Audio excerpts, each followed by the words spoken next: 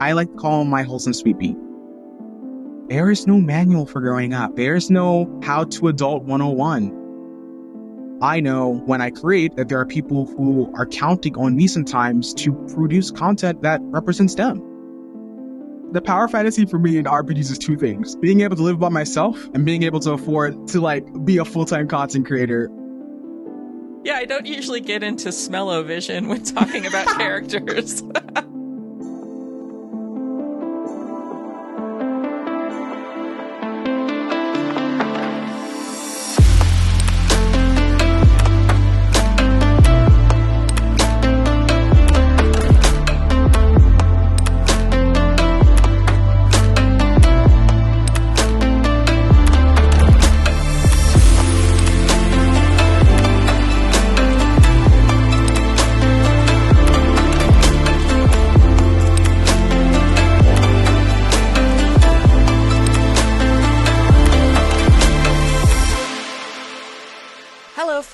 Welcome to Characters Without Stories, a TTRPG podcast about the roads not yet traveled.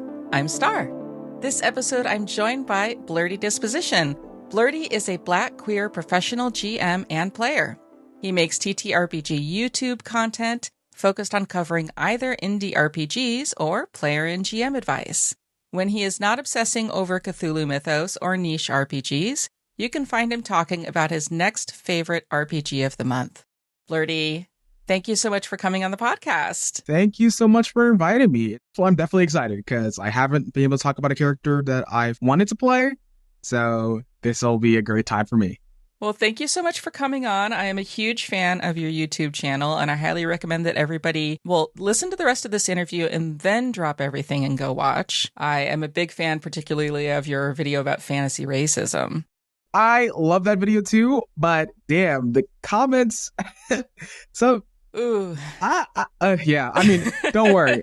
I was joking with some of my friends and whatnot. I was like, bad publicity is still somewhat good publicity because that video actually brought in viewers. Yeah. So it's kind of weird that it actually did well, quote unquote. It's kind of odd. I can see how people get into reaction content. That's neither here nor there. But I love that video. I think it's on my top 10, top 5 maybe. Mm-hmm. But I have some of my personal other favorites as well. Yeah, well, I can imagine that's particularly hard for you, being Black and being a YouTuber. There's probably a lot of terrible comments that you had to deal with, so I'm sorry about that. Yeah. Aside from that video, I don't usually deal with uncomfortable comments. I do get some strange comments on my safety tool video I made a year ago. Oh. And that's because I don't know why we let right-wing grognards into community spaces like ours. It's not pleasant. And I also had someone suggest to me to collaborate with someone who's definitely not aligned to my personal politics and or the politics of my channel. And I was just thinking to myself, I deleted that comment because I'm I'm not engaging. Why would I want to talk to this person? Right. They have a bad track record. Debate me, bro. No. You can debate a block button. Yeah. That's a good comeback. Blerdy, how did you get into TTRPGs? I got into tabletop RPGs back around maybe 2019, 2020. It's been about 5+ years, or 2018, actually.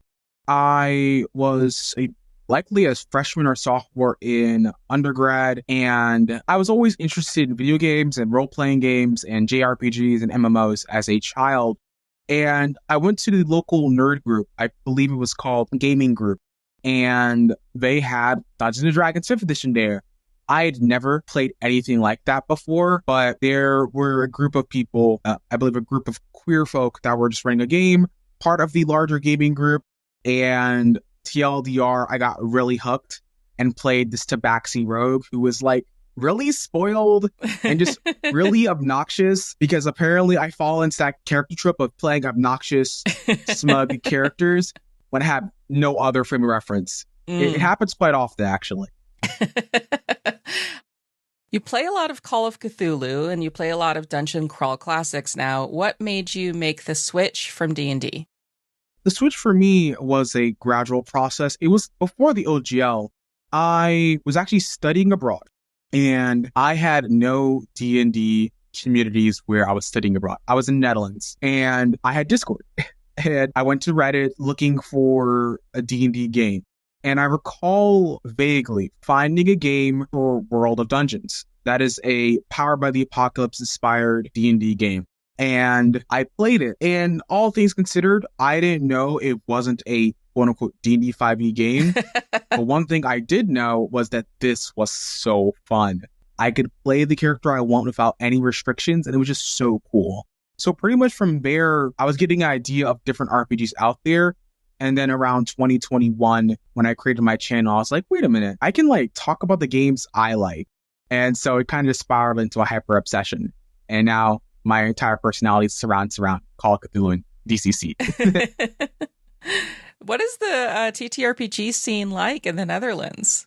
I'll be honest, I wish I had a frame of reference, but I don't. I played a lot on Discord during my time period there, and I would have loved to play some in-person games, but I never got the chance between school and other priorities at the moment. But if I ever do go back, especially for school again, or, you know, for my personal life outside of content creation and YouTube and TTRPGs, I'd love to go to a local game store and sort of see what people's experiences are. I've always wanted to like travel and play a game abroad, quote unquote, with people not from the US, especially because RPGs are as much personal as they are cultural and geographical. Yeah, I think that that's true. I mean, we all bring our own cultural differences to the table, even if we're not directly acknowledging that. Yeah, I feel like we do. Yeah, definitely. It didn't take you long to go from being a player to being a content creator, starting your own YouTube channel. What made you decide to start your YouTube channel? So I joke around with some of the Black folk in another server I'm in, but there weren't Black queer folk talking about the games I wanted. There weren't Black queer people talking about indie RPGs, and there were some, but either they were an older generation, I feel, or their politics from the implications from their videos were not too savory, I'll say. So I saw this as an opportunity for myself to do something I love, which is being creative, and also to talk about the games that I think deserve more attention. And I want to do that, so I started creating. And my first couple of videos are hot dog water. I have actually removed some of them because they are just bad. They are not good. But I still look at them as a representation of, oh, I came here to do my thing, and that other people will find joy in that. Especially other Black and brown queer folk who are in the RPG scene will find a lot of joy in that. I think, not to go on tangents, but I think it all culminated, I believe there was a YouTube comment I got that said, it's so rare to see other Black RPG creators out there. Thank you so much. And that brought me so much joy for like a whole month. It was genuinely like such a great freaking feeling. Like I gotta find the comment, but it was such a great feeling. Yeah, I will say to all the listeners out there that there is nothing like being a small content creator and getting a comment like that, of finding out from your listeners that something you did meant something to them. So I'm not going to say this just for me, but if you listen to podcasts, if you watch YouTube, leave a comment, send them some feedback, write a review, rate something. Like, this is the only way we know whether or not this is hitting right. And it's so rare to actually get that feedback. 100%. It really does mean a difference. That's why even in some of my videos, when I'm going to itch.io, I say, please rate the creator. It will help them greatly in the algorithm of itch.io, because itch.io is not the most successful website. Trust me, I am fighting for my life on the website sometimes. It is rough. Yeah. Well, let's get into your character. As much as I enjoy talking to you about all this stuff, being a fellow content creator, we do have a job to do. Blerdy, who are you bringing to the table? I'm bringing Chris Strausman. Chris was an NPC for my in-person Call of Cthulhu 7th edition game. These were new players, like they've never played Call of Cthulhu. Only 2 of the players have played D&D 5e. They are very familiar with 5e sort of mechanics and how it'll play. They've never played an investigation game. So I need a character that could ease them into gameplay and sort of introduce them mechanics without it being too high risk. So I was looking through all the regions I had, and I saw a streamer. I randomized the name and said, I'm choosing this character. This character had no personality, but the players just ran with it and just bullied my character. It was definitely an experience, but I learned the valuable lesson of like having regions like this means I can now have characters I want to play when I'm playing Call of Cthulhu. And honestly, this character I can definitely see a lot of myself. You said that they bullied him. Why did they do that? I think the group consisted of a fashion designer, a athletic sportsman person, and someone in, I believe, like criminal activity, at least underground criminal activity. But they're all generally good people who want to do good. But Chris Strausman is sort of like that dorky streamer who is chronically online to the umpteenth degree. So anytime they're on screen or they're trying to support the player characters kind of roast him or send him to do their horrible stuff. Like, little spoiler, but they were exploring a haunted house. And at one point they're going to stairs. I roll a power check and Chris is taking control over, right, their mind. And one of the characters is like, we should kill him, right? They all collectively were like, we should kill him. When he comes back into control of his own body, everyone's like still saying that. And Chris is like, what did I say? So you said that this character is a streamer. I think when a lot of people think about Call of Cthulhu, they think of the 1920s Call of Cthulhu, but Call of Cthulhu has other versions. So what version is this for? So this is for modern era investigators. So modern era can take place anywhere between 1990s to contemporary period. It largely depends on what the GM considers modern era. I personally consider anything like 90s and after modern era, and also because that's my age, around that age range. So if it's like I have to start referencing like, oh, what is a Walkman? What's a jukebox? Like then that's not modern era. No. Oh my God, you're making me feel like a dinosaur right now. No, that wasn't my intention. I'm so sorry. It's all right. It happens all the time. But I also wanted this character so I could show the other players the diversity of characters you could play and sort of the occupations you could have. So that's also why I did that. Does Chris actually earn a living from streaming, or is he still a hobbyist at this point? He does not earn a living. In fact, let me check. No, he doesn't. So on his character sheet, his credit rating is 19, which in Call of Cthulhu terms, that is very low. That is like 4. So my headcanon for Chris, as I was thinking about him, was he was a hobbyist. He does streaming content because it's one of the few ways he's able to socialize with people. He's able to interact with an audience. And he has a small fan base. But that small fan base are people that will comment and people that will come onto his not Twitch stream all the time to sort of give him the support he likes. So he's emotionally a little bit stunted, but he's trying his best. I like to call him my wholesome sweet bean. Aww. Well, I call him my wholesome sweet bean. I put him in Call of Cthulhu because nothing's better than watching someone who goes from wholesome to an absolute monster. One of my favorite tropes is that sweet person who's like not hard and chiseled and masculine like that, not like toxic masculine wise, but like they have to become more confident and stronger to take on the issues that they're facing. Would that include making monstrous choices in terms of morality, or is this more just kind of, okay, we can get into that in a little bit. I think it's interesting. You pointed out that he is using streaming to socialize, that he has kind of a dedicated but small fan base. I had a conversation about this the other day, is that I think a lot of older people think that that's not real, that that's not actually social, that we can't have connections through screens. That has not been my experience, but how much of that resonates with you and how much of that did you put into this character? I put a decent amount into this character. When I was thinking about this character concept, one thing that really resonated with me was, what does it mean to have parasocial relationships versus real relationships? What does it mean to develop relationships online? Especially when, for Generation Z and some of the younger millennials, most of our relationships are contained online, even our work-based relationships. And I sort of thought that Call of Cthulhu 7th Edition could explore bits of those themes of isolation and loneliness and sort of connection while dealing with Cthulhian horrors and how Cthulhian horrors mix into that.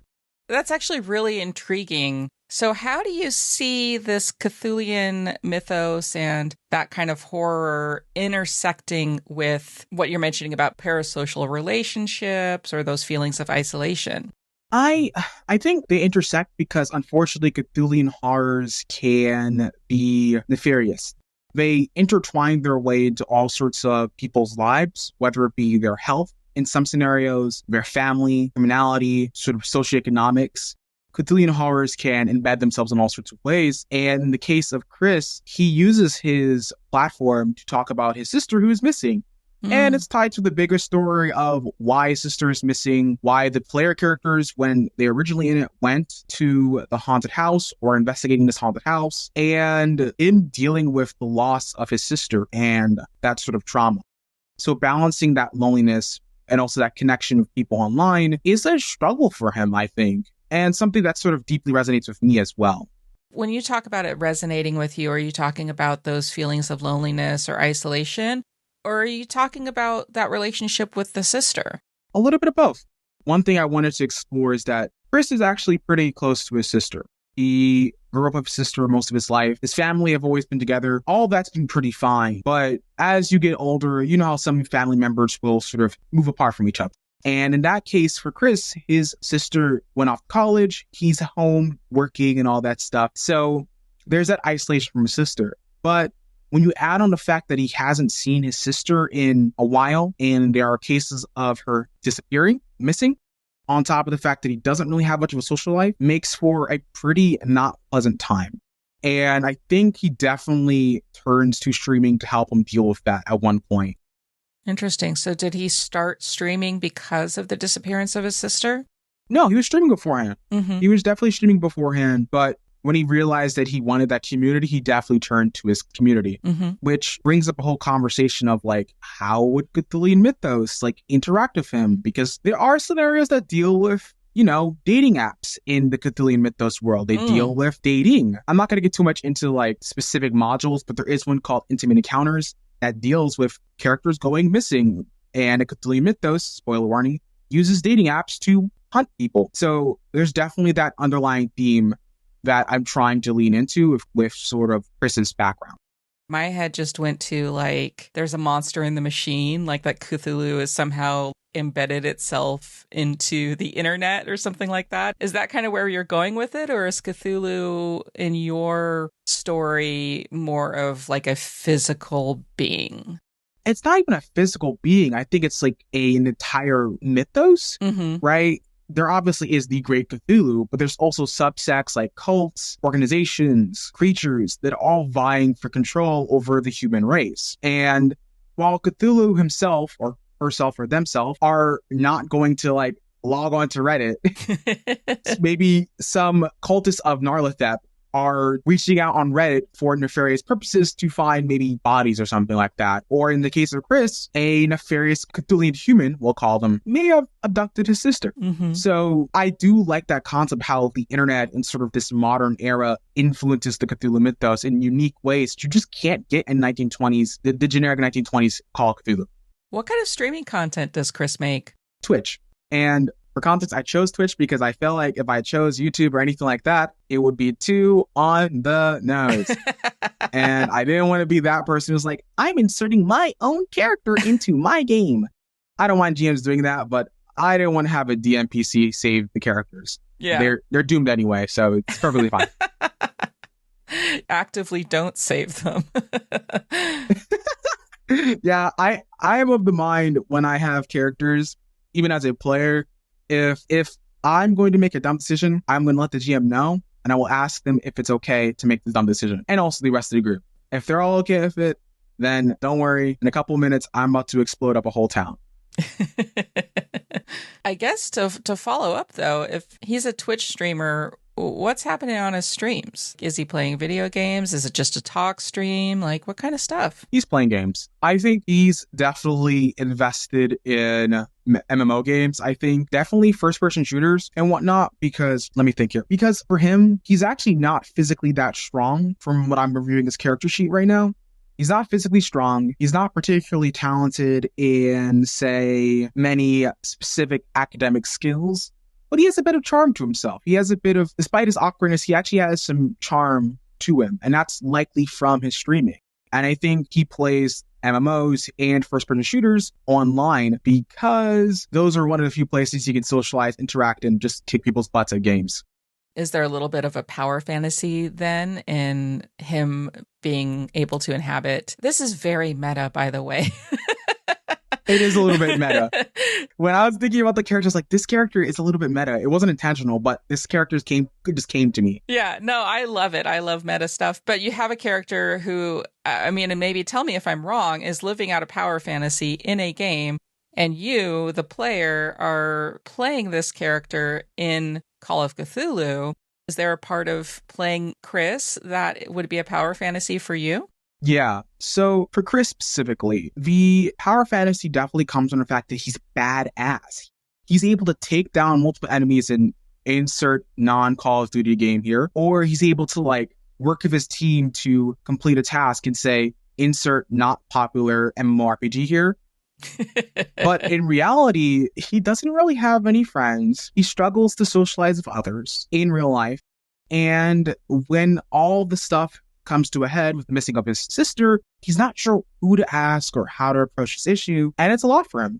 In a similar sense, as a creator, I wanted to play this character because it's cathartic. It's cathartic to have a character deal with these Cthulhu mythos and these real life issues as a Black creative, because, to be honest, as a Black creative, I'd rather deal with Cthulhu mythos than the horrors of the socioeconomic world we live in.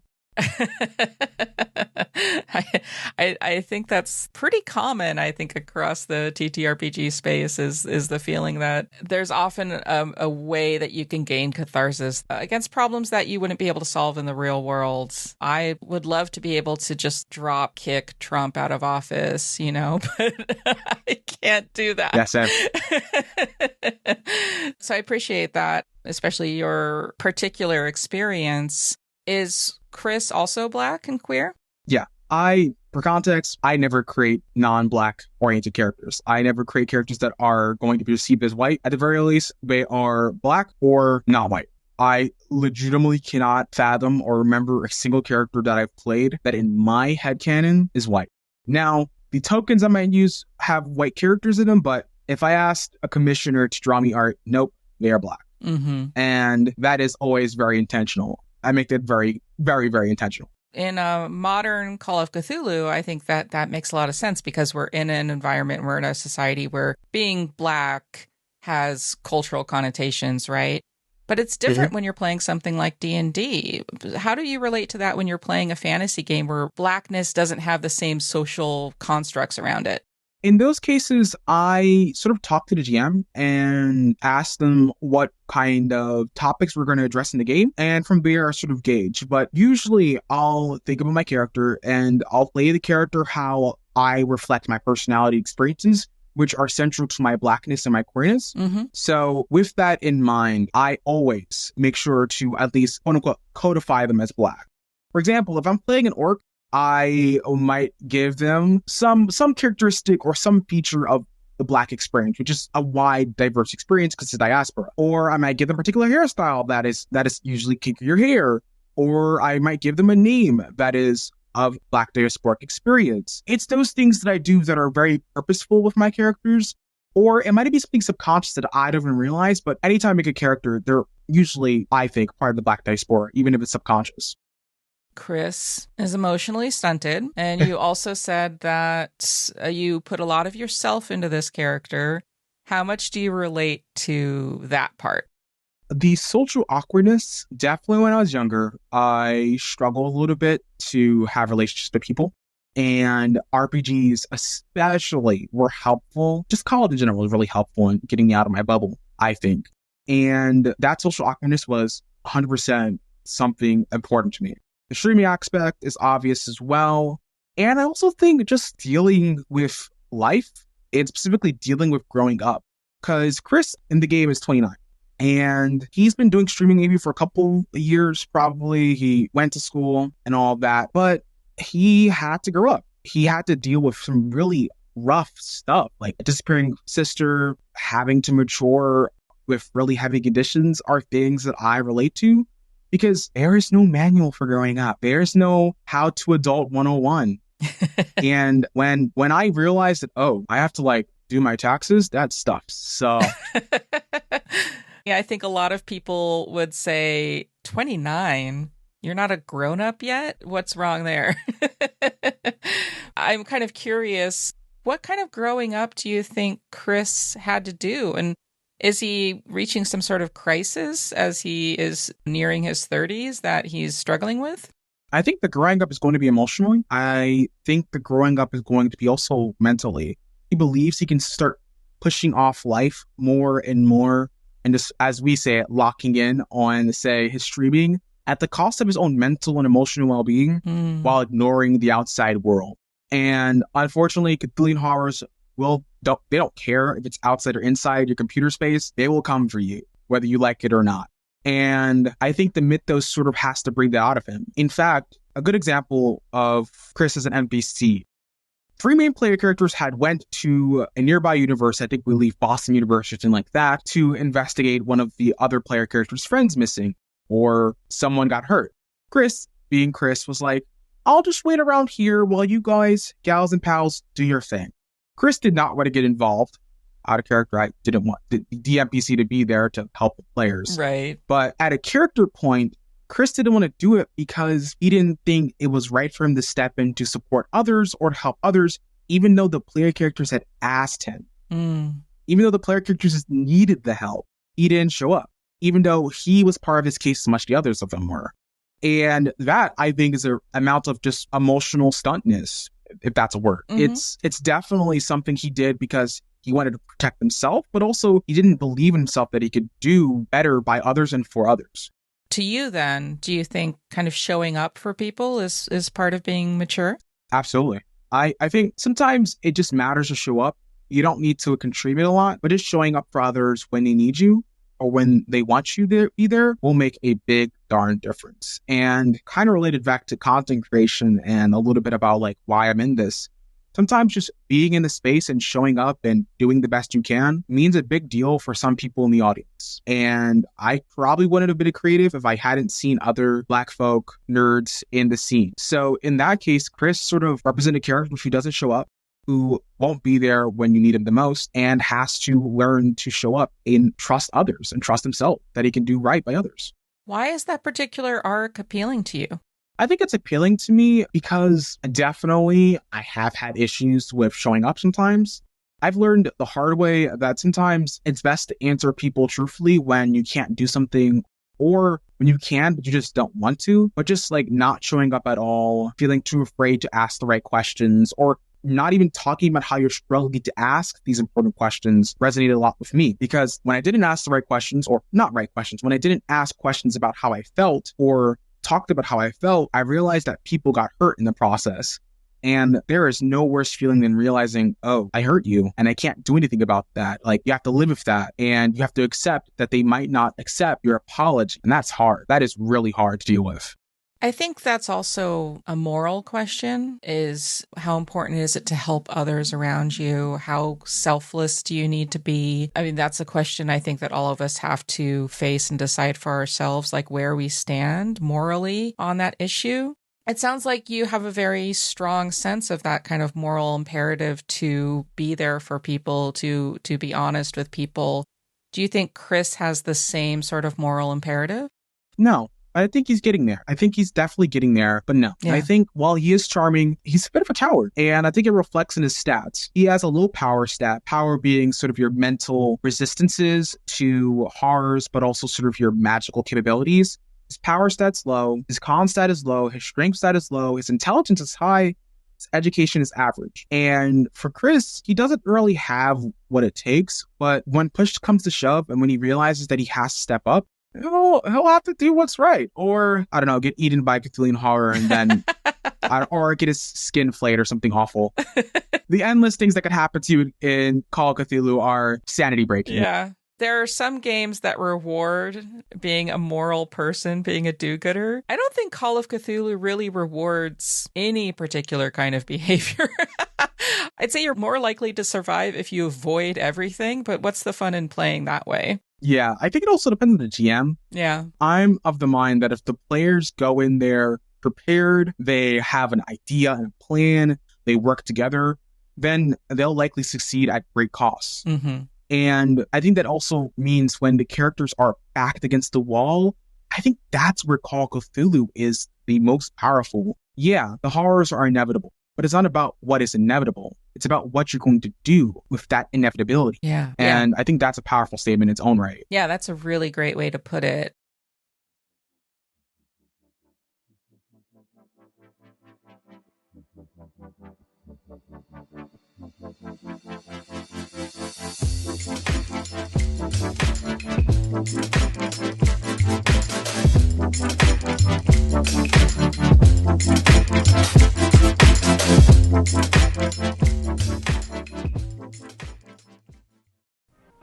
Looking to add a bit more femme-driven, player-centered storytelling to your life? Wanting to stream as a part of the tabletop role-playing game community, but not sure where to start? Come join our cast over at Girls Run These Worlds. We are a pro-Black, pro-queer, multi-award-winning production studio dedicated to bringing you safely into the TTRPG space. Whether you have a chaos gremlin you're itching to dry out, or are looking for a more serious narrative to weave with others, GRTW has you covered. We have an expertly managed, carefully refined production process that ensures every show gets the care and consideration it deserves, with members of our council taking care of project management. From casting to session zeros to graphic design, we handle the stress so you can focus on your story. So, what are you waiting for? Come apply for games at Girls Run These Worlds and make your stories a reality.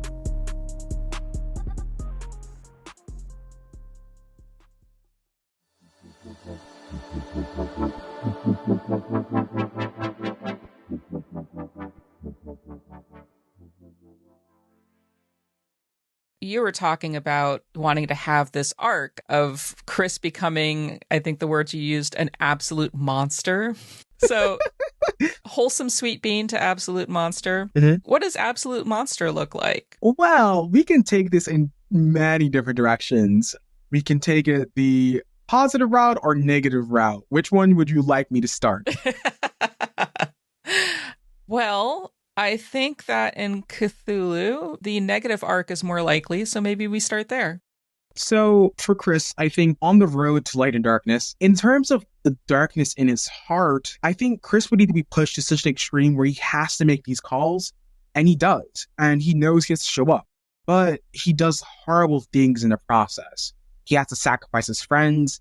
He might even need to sacrifice his sister, all for the greater cause of people he may or may not know. And that's just an extreme example, but it even comes down to something as simple as, oh, do I kill this cultist, even if they might look like me and have family and children and have been manipulated? It's that negative route of him constantly doing quote unquote evil stuff that eventually accumulates into him hardening himself and becoming cold and detached. So yeah, he becomes an absolute monster. And at worst, he's probably influenced by Cthulhu mythos. In terms of the light, Chris would do what is right by others and show up. I'll bet he's still scarred. I'll bet he still will need massive therapy because his sanity will also be insane. Mm-hmm. And his sanity is actually at 45 out of 45. But he'll do what needs to be done. But he won't isolate himself afterwards. He'll go to the people he cares about. He'll go to his family. He'll go to his friends. He'll go to his loved ones. And he'll ask what to do. Because, yeah, the Cthulhian horrors are tough. But if you isolate yourself from others and treat yourself too cruelly, you'll end up destroying yourself. Not from Cthulhian horrors, but from the fact that you kept it all to yourself. Interesting. Maintaining sanity is, in the context of Call of Cthulhu, I'll just say sanity is something specific.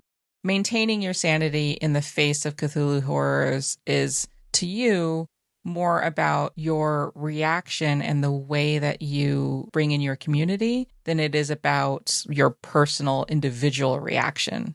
So yeah, for Chris, it's about going to the people that he cares most about and finding that support of them, finding that support of the community. Because for me, that's what makes RPGs and just tabletop role-playing games so enjoyable. It's the community aspect. No other medium of entertainment can really give you that.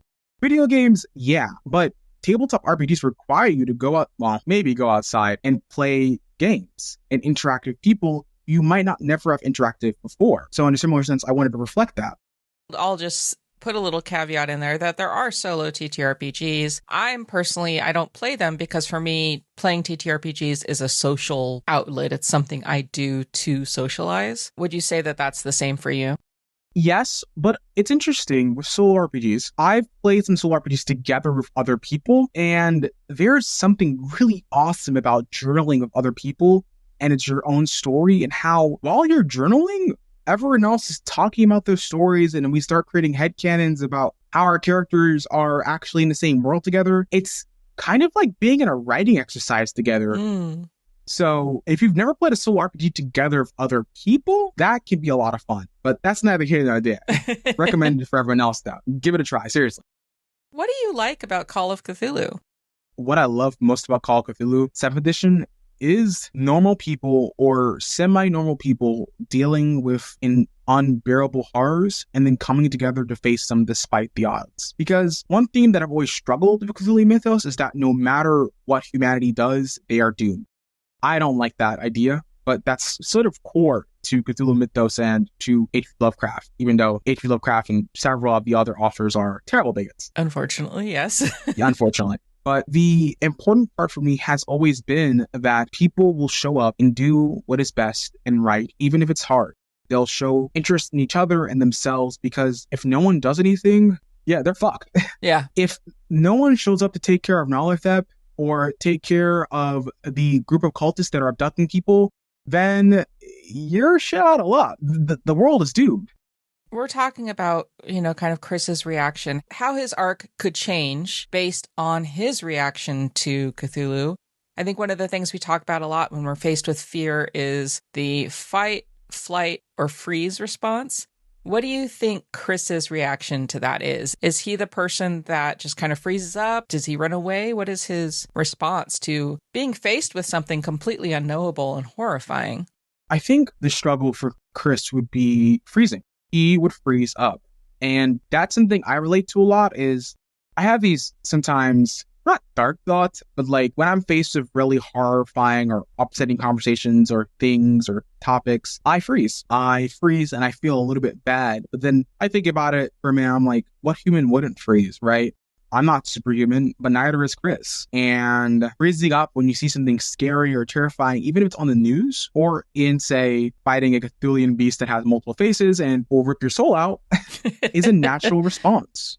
And to that point, I think that's something that Chris has to get over, and something that I'm coming to terms with as well, right? Is that freezing is fine. It's about what you do afterwards is the bigger question, because you can't be frozen forever. Hopefully not. Right.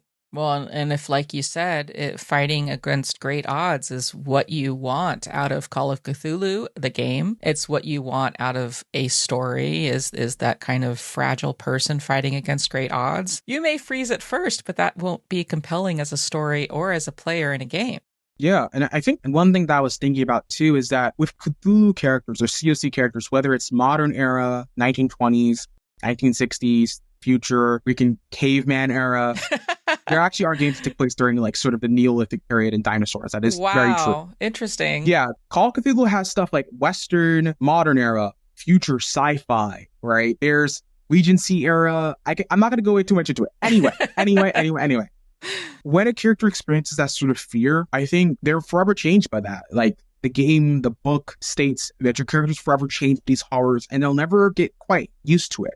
Mm-hmm. But it's not about getting used to the horror. No one should get used to it. But a good story is how you deal with that and what's that look like, even if they do horrible stuff and or they become villains. And I think that's what excites a good story. I love what you said there is nobody should get used to horror. I think that's something that is all too easy to do in the world we live in where, we're constantly seeing terrible, horrible things happening in the world, and it becomes difficult to stay open to how you feel about those things. I mean, personally for me, like just watching what's happening in Gaza and just looking at the news every day and like crying. And I'm like, I don't want to start my day every day crying, but I also don't want to close myself off against this tragedy that's happening, this awful, incredible horror that's happening in the world. Do you feel that this resonates with you in terms of how you see the world around you and facing that and leaving yourself open to how it makes you feel? 100%. I think especially that's why I love two kinds of games, horror and comedy, because they build off the same feeling of suspense and fight, flight, or freeze. When you think about it fundamentally, do. And in the case of my personal life like that, yeah, it's it's really tough when your day job, you're exposed to these horrors that you clearly know government institutions are funding and are okay with allowing. And then seeing people just act like everything is okay is genuinely fucking terrifying. It is legitimately exhausting and terrifying. There is no sense of dread more I feel than I'm like at work at my day job or when I'm doing consecration. And then I get like terrible news of happening out in Gaza or Sudan or anywhere else, or even just in the States. Yeah. We have our own homegrown horrors. Yeah. Seeing the homegrown horrors being committed by actors and governments, institutions, and companies in the States fills me with such dread. It is absolutely terrifying. But I need to make this very clear. But despite that, what else are we supposed to do? Give up? Yeah. Fuck no. What do I look like to you? No, because any good fight, any good community understands that if we just let things be the way they are, then they will be the way they are. Normalcy is a terrible drug to be on because normalcy never existed in any country or in any tabletop game that has horrible shit happening to otherwise decent or good people. Normalcy is created, after all. And circling back to Chris is faced with horrifying situations in the sort of, I like to put it, the veil of normacy. So for Chris, he had this veil of normacy. Like, if I just streamed, if I just did my thing, the world would get better. But that's not how this works. Yeah. Our worlds, our communities don't get better by us wishing for them. They get better by us agitating and not even asking, demanding what we want. That's the only way we get anything. So in the case of Chris, he has to learn that he's not going to get what he wants by just waiting around. He needs to work with other people, other investigators, to save his sister. And it's similar to like the things I do both in my personal life as an RPG content creator. I can't influence entire governmental institutions. I don't have that kind of power. But I know when I create that there are people who are counting on me sometimes to produce content that represents them and that shows the beautiful light that are RPGs. And if I can bring someone some joy in a otherwise really terrible situation, that means a lot to me. Definitely. I think it's interesting to think about that, like as an individual creator, what you can do as a person. Bringing any work of art into the world is making the world a better place, I think. But there's also just this feeling like you're contributing to a community, like your voice is making the community stronger because it has your voice. And so I think too, just when we're talking about political action or changing the world, it's important that we all act individually and contribute, but it's also important that we come together as a community to be part of that bigger fight. And that's kind of why I personally say RPGs are inherently political. Not to get too much into it, that's actually for another video, which I already know the conversation like awful. But RPGs, I think, are political in the sense that the community actions we do and how we represent ourselves are important, and the stories we imagine ourselves at the table can reflect the stories we can create in real life. Yeah, there's no Cthulhu horrors. God, I wish there were sometimes. Because if I had Cthulhu powers, the things I would do with them to some groups of individuals and people, I'm not going to get into that. Yeah. Anyway, but it's about the community aspect. It's about the not family aspect, not like how companies use family to essentially use you, but rather developing these close relationships and then using RPGs as a avenue to explore touchy subjects with consent, of course. Mm-hmm. And how does that reflect in your day-to-day life? And in the case of games like Call of Cthulhu, I've learned that the horrors are deep and many, and the forces are beyond even your own comprehension, and likely they will last even beyond your own lifetime. In the case of 1920s games that take place also in the modern era. But who else are we to call other than ourselves? Yeah. And the people around us. The way I think of it, like the corollary that I make in my mind is that Cthulhu is kind of an unknowable, almost like an animal, you know, you can't tell a shark not to eat fish, right? I don't know, without the intention, it's almost like a problem that exists that it's difficult to fight against that particular problem. But then you have cultists and you have other people who are agents of this monster that are working to bring this or to help this monstrosity come into being in the world. And so you as individuals have to come together as a party to fight the people that are helping bring this to fruition. Absolutely. And it's funny, in Delta Green, which is another version of Call of Cthulhu by a different company that uses the same mechanics, but you don't play investigators, you play government officials who are investigating Cthulhu mythos. But a specific rule is when you kill a character in that game, even if they are a cultist, your sanity damage is pretty high. Mm-hmm. And I love that. Yeah. Because there is no single human in this world ever that can fundamentally be okay with killing someone without extreme justification. I don't think we realize that in video games, even in games like D&D, killing someone or something is a big deal, and it should be taken seriously. Yeah. And that's why I think in COC, and definitely to an extent Delta Green, and more newer RPGs, questions about what does combat actually mean morally are powerful questions, very powerful questions. And in the case of Chris, if Chris kills someone, he's going to start freaking the hell out. Like, who shouldn't freak out when you plunged a dagger into someone's chest? Oh my God, yeah. Even like letting go a bullet and then realizing you killed someone. I'm not like someone who has any training in any military weapons, but that is hard to swallow. And I don't think people realize that you need to be trained. You need to actually learn how to dehumanize someone in order to do that. And that is rough. Yeah, definitely. So let's talk about Chris's family. You talked a lot about his sister, but what's the rest of his family like? So Chris has a mother and a father, and I think a big extended family. I think for Chris, he has actually a pretty positive relationship with his mom and dad. I like to headcanon that his mom and dad are Gen Xers, like older Gen Xers, who they don't really understand what is Twitch or streaming, but they're like, good job, son. You're making us some money to afford groceries, so we're not kicking you out. That's okay. Yeah. They love him, and they truly do care the most for him, but there's a little bit of strain too, because they're like, oh, this kid doesn't really do anything for life. They're sitting there on the computer all day. Why didn't they get a job or something like that, right? There's definitely a little bit of tension, I think, between Chris and his family, for sure. Or at least his mom and dad. Does he still live with his parents? Yes. It is modern era. He cannot afford to live by himself. I was going to say, I'm like, wow. Sorry. That's the other power fantasy. It's making a living as a Twitch streamer.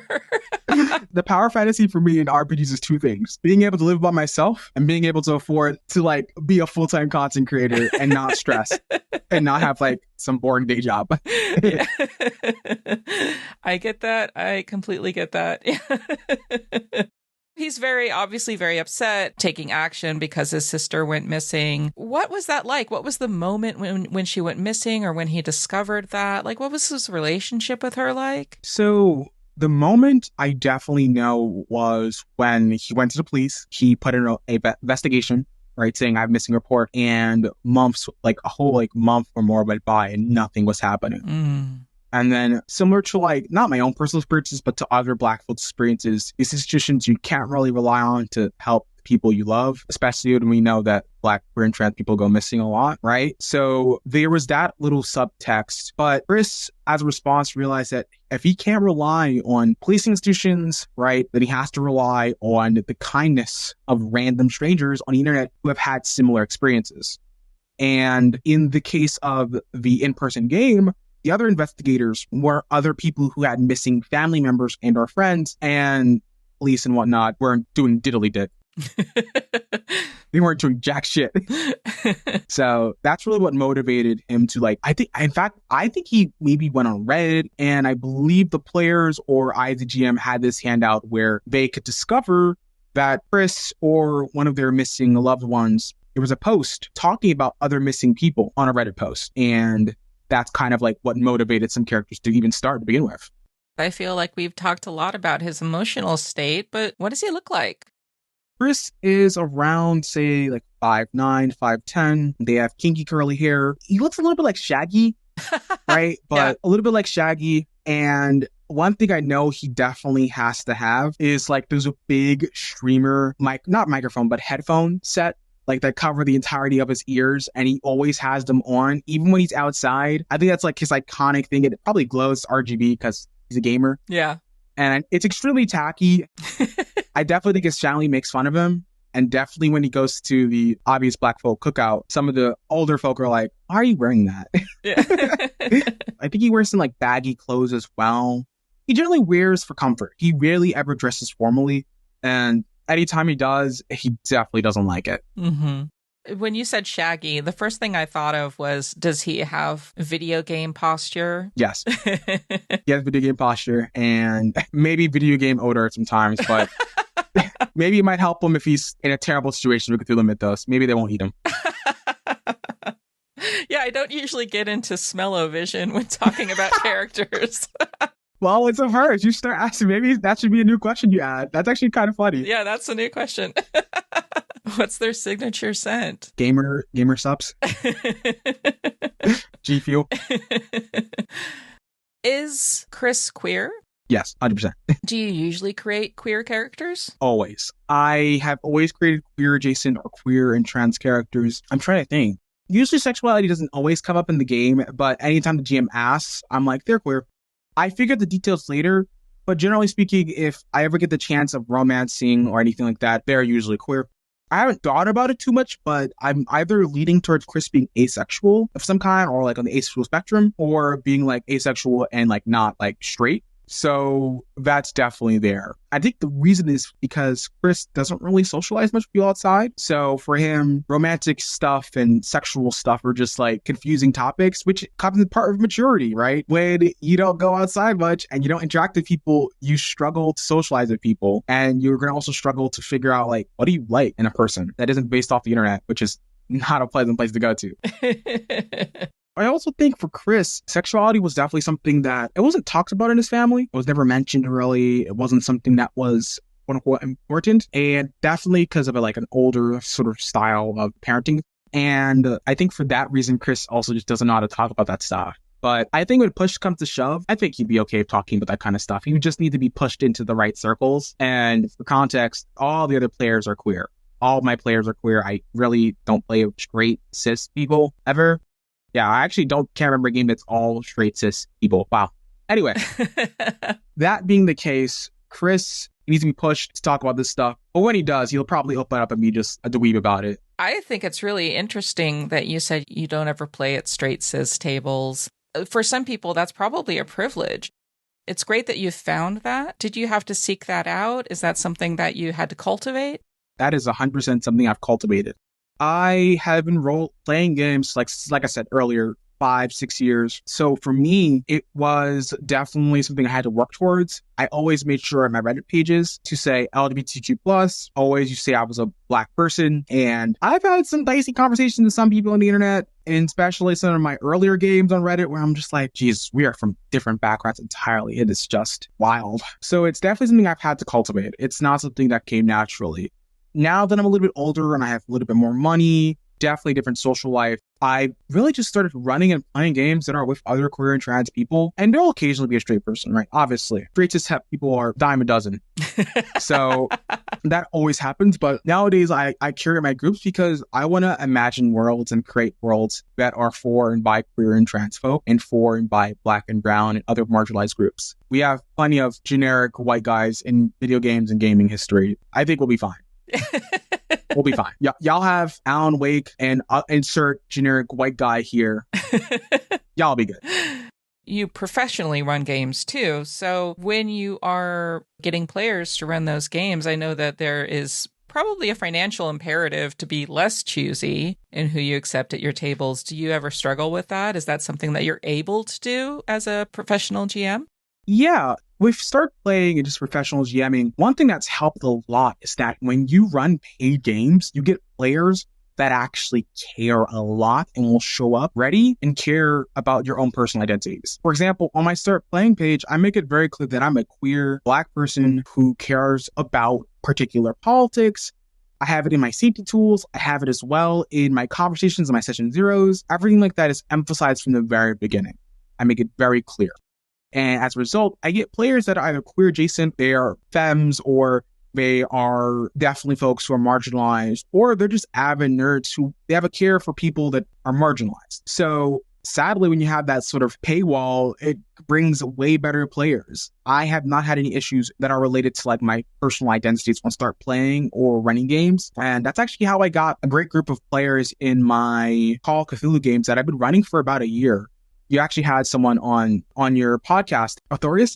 he was one of my players. Amazing player, right? Aetherius? Yeah. Oh my God. Small world.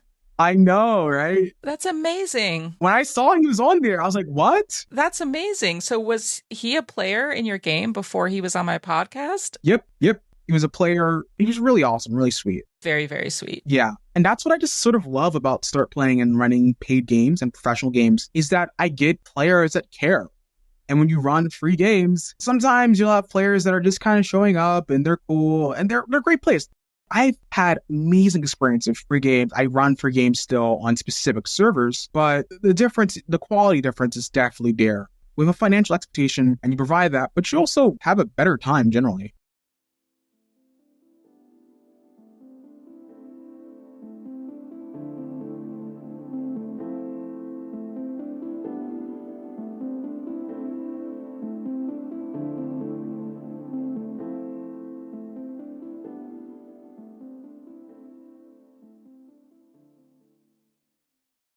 Chris, why are you passionate about what you do? Well, I'm passionate because I like the attention. The occasional bits also helps a lot, though some of the people's names are kind of weird. Sometimes I look at the stuff on there and I'm just like, maybe I'm not allowed to say that part of Twitch's TOS, but so far it's been okay. Not a lot of money, but I like the attention. Would you do something else on your Twitch stream if it gave you the same amount of attention? You play video games. Would you do a different kind of stream as long as it gave you that same hit? Yeah, I've thought about playing Baldur's Gate 4, but everyone's already played that, and quite frankly, I think I'm a lot better at League anyway, so we'll see about that.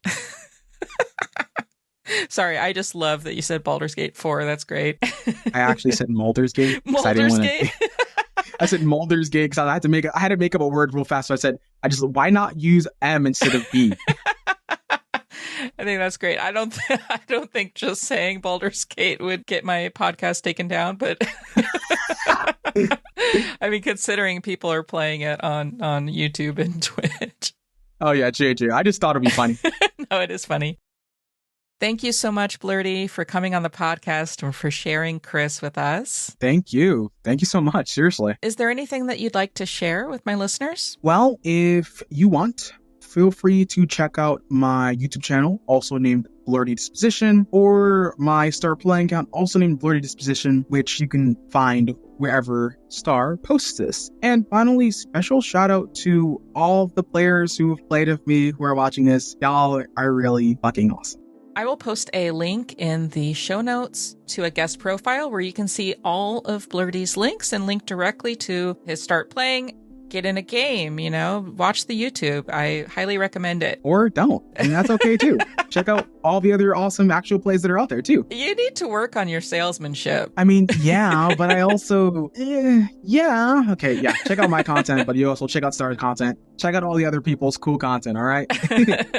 For my recommendation this episode, I'd like to introduce you to a podcast called Blerdy Bards.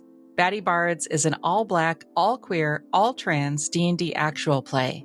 Living up to the bardic reputation, there's plenty of laughs. It's all set in space. But you'll also hear poetic descriptions and atmospheric background music. I'm looking forward to their next season using the die system. Give it a listen. I also featured Girls Run These Worlds, a women-owned, women-run production studio aiming to uplift the voices, profiles, and status of women and femme-presenting people in TTRPGs, and to create a place where all can come to find themselves represented and celebrated. One of the things that any creator wants to know is what people think of their work. For podcasters, it can be especially difficult to get feedback. Did you know that you can now leave comments on individual episodes on Spotify? If you're listening there, I encourage you to leave a comment and let me know what you think about an episode. You may have also noticed a link in my show notes that says, send us a text message.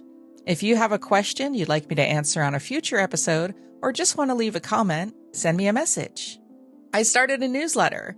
If you'd like to get a behind-the-scenes peek at the podcast, follow my other projects like my current all-woman actual play, and be notified when a new episode drops, you can find the sign-up form in the show notes or on my website. Please share the podcast with a friend. Word of mouth is the best way to find new listeners. Your recommendations help me immensely. Thank you to all my listeners spreading the word. I'm so grateful. You can find me on TikTok at StarMamaC or on Threads, Blue Sky, Instagram, and Facebook as Characters Without Stories. You can also listen on YouTube at Characters Without Stories or follow the link in the description. I'm currently accepting submissions, particularly for non-D&D characters and for creators from marginalized communities. So if you'd like to share your character, you can go to the submission form at characterswithoutstories.com. Click Submit in the navigation. Thanks for listening, and may all your characters find their stories.